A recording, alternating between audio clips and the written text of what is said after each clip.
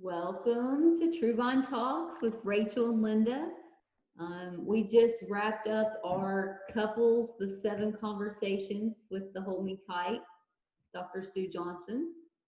And now we're going to move into talking some about anxiety and how to manage anxiety and loneliness. Um, we're glad that you are here, and we know 2020 has been quite the year.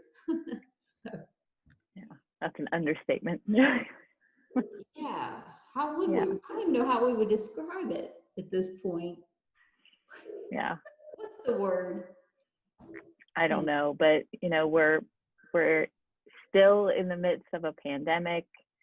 We are heading into the holiday season, and so it's not really that surprising that a lot of people might be feeling lonely right now. Maybe you experienced a recent loss, maybe you're remembering or reflecting on a past loss of a relationship of some sort. Oh You know, yeah. we're all craving that, sense of community, right? Meaningful connection with other people because humans are social beings, right? Whether Mhm. you're extroverted or introverted, it's good to know that you've got someone that's there for you no matter what. And I think studies have shown that like 1 in 4 US citizens feel like they don't have anyone to talk to about personal problems. 1 in 4. Yeah, 25%. Wow. How sad. That's so sad. Yeah, yeah. So, what do you do if you feel like you're alone? How do you self-soothe when, it feels like there's no one there to talk Mhm. to or reach for? Yeah. Thank you, Rachel. I did not know that statistic. 1 in 4. Um, you know, a lot of families are feeling it right now because teenagers are home, kids are home, and they're not at school with their peers. And a lot of young people are experiencing loneliness, even though they have siblings. They still, if you're an only child like ours, it's tough. Not being able to interact or connect with another human feels very isolating and scary. And, biologically, and, as Sue puts it, as we have evolved, we were meant to be in packs of groups of people to survive. If you were alone out in the wild, more than likely you wouldn't make it. So it's Right. just, yeah, she brought that up in one of her meetings or one of her webinars, and I thought, man, that's so true. You have to have a pack. And right now, with the corona and try to prevent the spread, we are isolating more and more, which breeds more lonely. What are you going Yeah. to do? What can we do about that? And that's kind of what Rachel and I want to cover today. And I don't have all the answers. I just, I, No, I don't either. Was I yeah, supposed to? yeah, Rachel, you're supposed to do this, okay? You're supposed to have studied for the entire year. Let's do. No, I'm kidding. Where's that I know. dissertation? So yeah, we're just gonna, give you guys some stuff that we've learned and studied, and what helps us personally for dealing with the social isolation and just feeling alone and not having someone to be there for you. That can be a challenge. So yeah, so the first one, and Rachel did a great job pulling these out, is spirituality. And we did a segment on the power of the subconscious mind. Hmm. That book was written, and his name's not coming to me, but it's it's so important to like connect with your spirituality.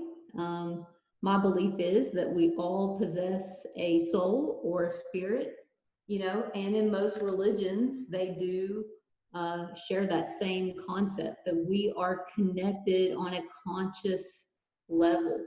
Carl Jung believed that we are all have an unconscious and we are all connected. I have that correct?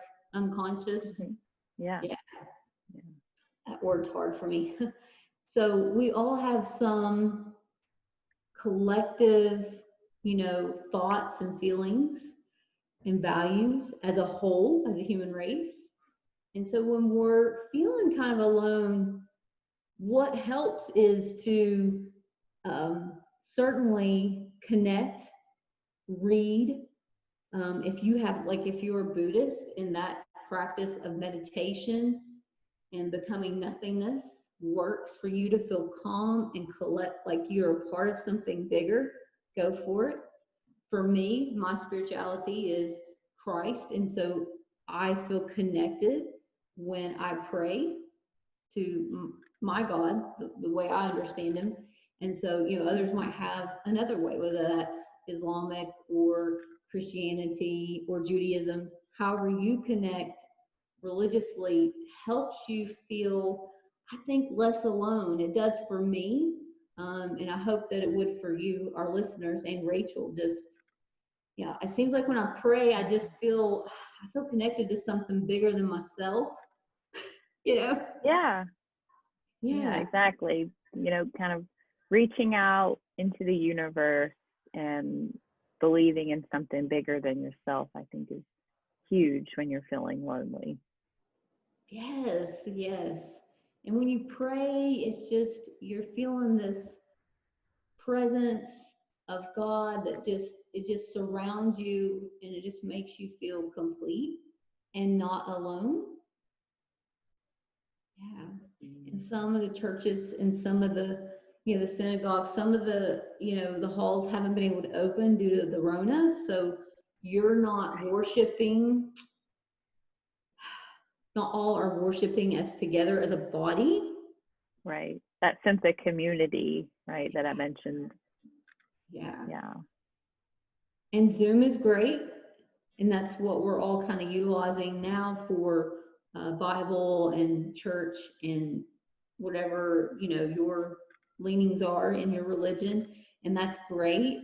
It just if you read Sue Johnson's stuff about attachment and Bowlby, that need for that human touch, and even though you and I are looking at each other in the eyes, we're not physically exchanging energy that you and I do in the room. Right. Yeah. Yeah. So, of course, people that were used to going to their religious ceremonies 2 or 3 times a week, they're not feeling that same eye to eye connection. Mm. And So, think about, what happens when you're in, a gathering space and you're all kind of celebrating the same spiritual belief together, right? There's singing, mm-hmm. right? And you can feel kind of the hum of everyone singing in unison, right? There's moments, a lot of times where there will be greetings and people will walk around and they'll give hugs or handshakes or just, a little bit of chit chat and say hello, right? So there's physical touch. It really engages all the senses Ooh, when you're there, you know? yeah. And since that has been kind of pulled away from us, we have to make sense of that and how to stay connected. And that's important because when I feel alone, I definitely need to figure out, where do I reach? Where do I reach? Right. Who do I reach for?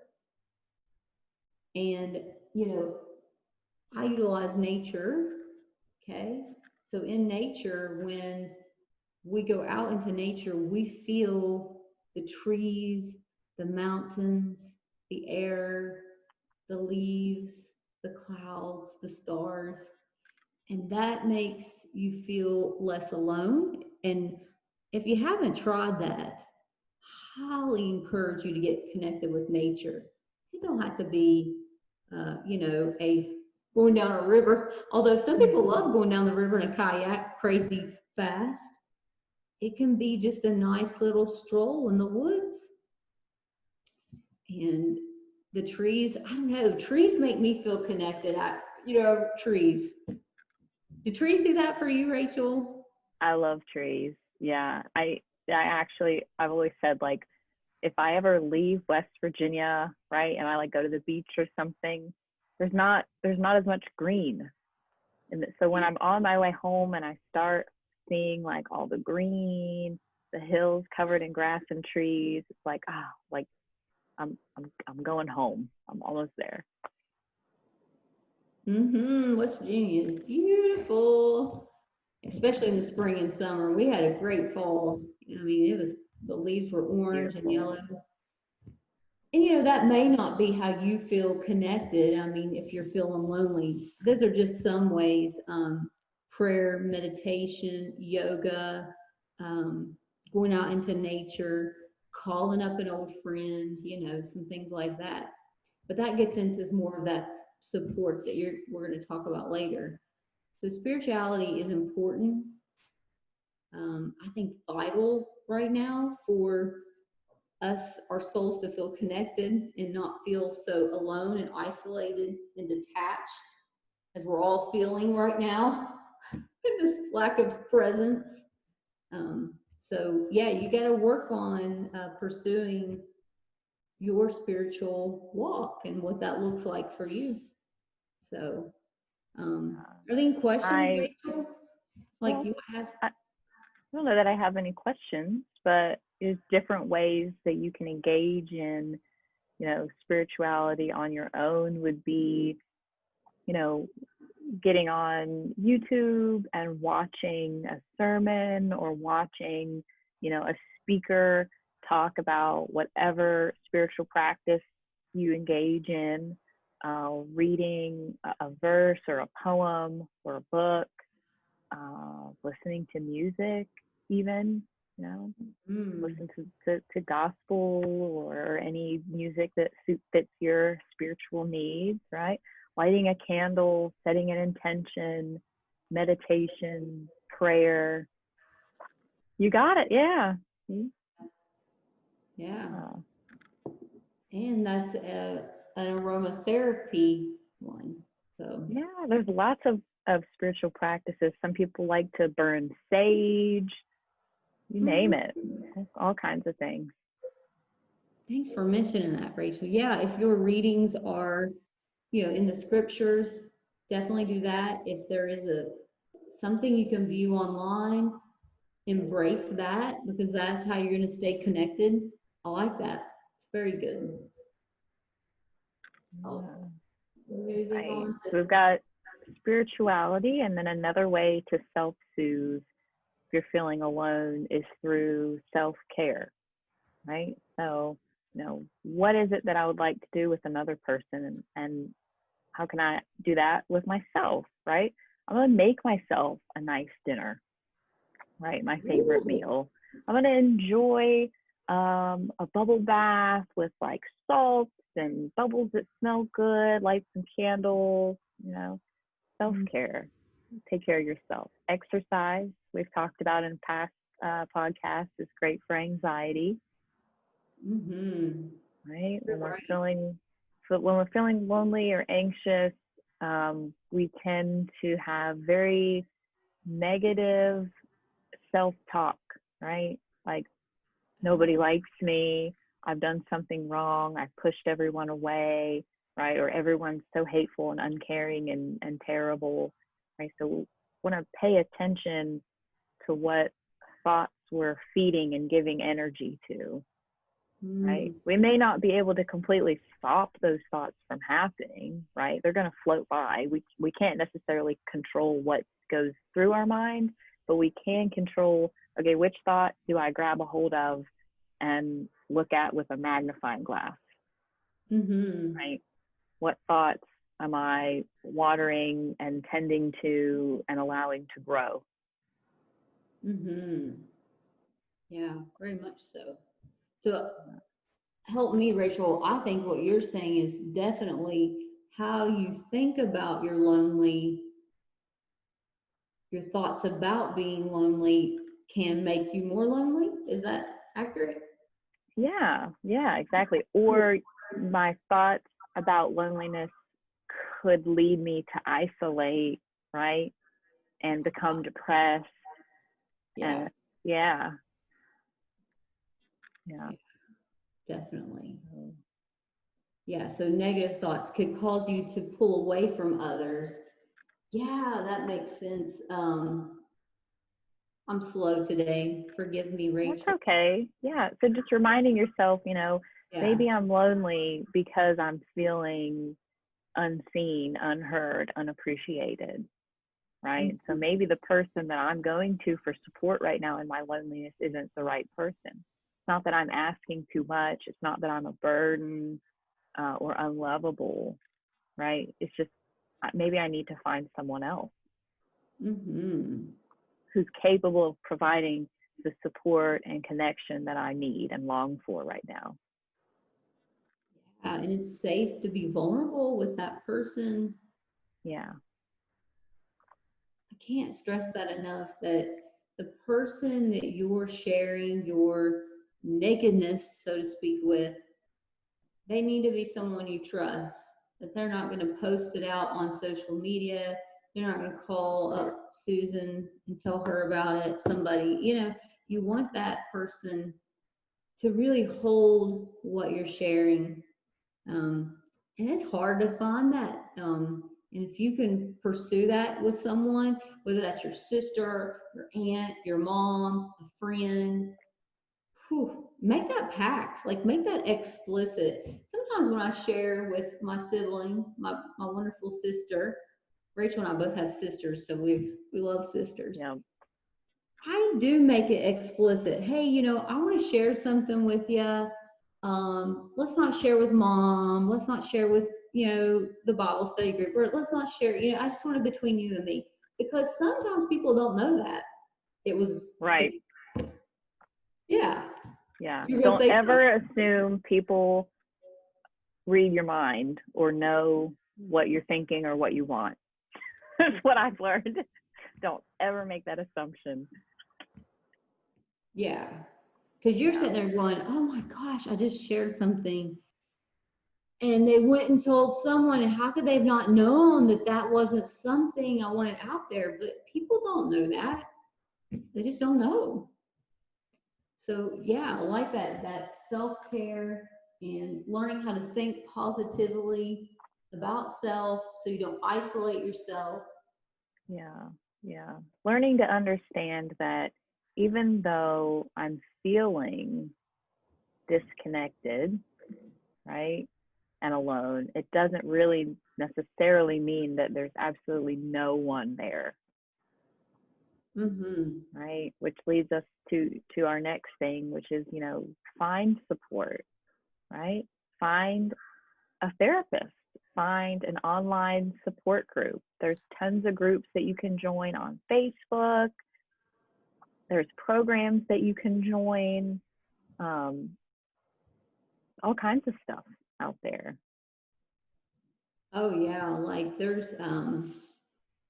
are groups for trauma, there are groups for there's a one group I read that it's for specifically for people who have been in a bad breakup with a narcissist.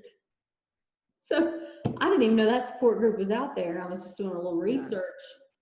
And so you can find, and everyone's utilizing online formats for these types of groups. It's just brave.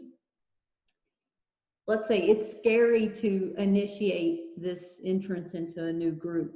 Um, so you may feel a little anxiety. You're like, oh man, I'm feeling so disconnected in my room because I can't go out and go to the club and meet people right now because it's in lockdown. So I can't even go to the meet anybody and do anything with them. So what can I do? And like Rachel said, go online, find a good support group. Maybe you're interested in learning how to sew. I'm not, but Yeah. some people love. Are you? Can you sew? A little, You yeah, can. with like a machine, not like by hand. Yeah. Yeah. But yeah, find an interest that you enjoy. There's groups for that and clubs and things. Yeah. And yeah, we're doing a Bible study on Wednesdays with my aunt out of Atlanta. That's been God sent for me. It's been great to be able to be connected with fellow believers and during this time. And there's also different religions doing different things to create their unity. A lot of them are doing Zoom. So whatever your religious preference is, if you want to pursue that, I'm sure you can find those online. It's just, you're going to be a little bit anxiety ridden in the beginning, but once you get in, people are like so happy you're there. They're like, oh, thanks for coming. We love having you here. Yeah, what brought you into our group? People really appreciate that. Yeah. Yeah. Counselors are doing this all over the world right now, guys, by going to supervision, right? And reaching out, counselors are reaching out to one another, checking in, right? I value this time with Linda on Wednesday mornings when we get on here and meet, because we check in before we start the podcast and have some time to talk and reflect on how we've been. So having a space that you can just be yourself is so important when it comes to fighting loneliness, because I know a lot of people, they feel very weak and vulnerable and like they have to put on a mask and act like everything's okay. And that takes so much energy. That does take a lot of energy. Yeah. Yeah. Mm-hmm. So And, whether it's and a yeah. support group, Mm-hmm. a family member or friend that's capable of being there, like Linda was talking about, we have sisters, so that's our safe person that we go to, talk about stuff. Or therapy, right? An hour a week where you just be yourself, let your guard down, it's safe, right? You talk about what's happening for you, right? That you're feeling alone, disconnected, unappreciated. We all need that. Yeah. And Rachel did a good job in one of our previous podcasts talking about what is counseling and what is it not. Okay. And you're coming to us not for us to tell you what to do. You are coming to us because you need someone to listen, be present, empathic, and compassionate for what you are going through, and you have the answers. Counselor doesn't give advice. I can't So stress that beautifully enough. said. Yeah. Yeah. Can we Yeah, stress that we're enough? not, I Yeah. don't think we can stress that enough. Yeah, I agree. We are not out here telling people what to do and how to live life. That's just not what I do. Yeah. No. Therapy is being present, and how cool would it be just to have someone look at you and reflect back what you say and process that with you, and then you find the answers within. That's all we do. Yeah. That's Yeah. it. I can't tell you how many times I've started out and someone's, very stressed out, very anxious. I don't know. I don't even know. I don't know anymore. I don't know. Right. That's the Yeah. famous 3 words. I don't know. And then after the hour, like, see, you did know. You knew all along. We figured it out. You just needed time and space to sit down and really look at it and focus on it. And you figured it out. Well Yeah, stated, Rachel. awesome. Yeah. And so if you don't have anyone and you can't get to your priest or whoever your spiritual leader, pastor, we're here. Rachel and I are really booked though, so if you want to get in, it may be a little bit. Um, but we offer a presence and offer a secure attachment for you in which, your confidentiality is secure, and this is online Zoom, okay? And so if you feel like you don't have anyone, reach out to us, reach out to another local counseling center. Um, I'm sure you can find someone that can be there for you. And that's so, so important. So important. Please reach out if you're feeling alone, sad, depressed, or like you don't want to be here anymore. That, that we long for you to reach out to us because we're here. That's what counselors do. Yeah. So yeah, this was very helpful, Rachel. Good topic. I like it. Yeah. Yeah, we're heading into winter. It's going to start getting colder eventually. It was 80 degrees the other day, but eventually it's going to get cold. We'll take it. Yeah. People are going to have to stay indoors, right, if there's bad weather.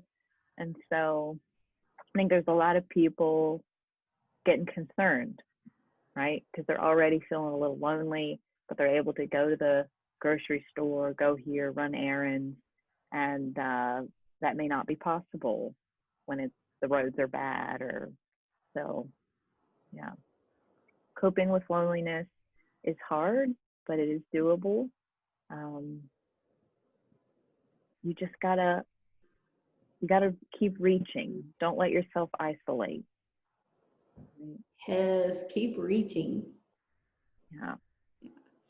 Thank you guys. We appreciate you joining us for our little podcast in West Virginia. We hope that your week goes well, and we'll talk to you next time. Bye. Bye.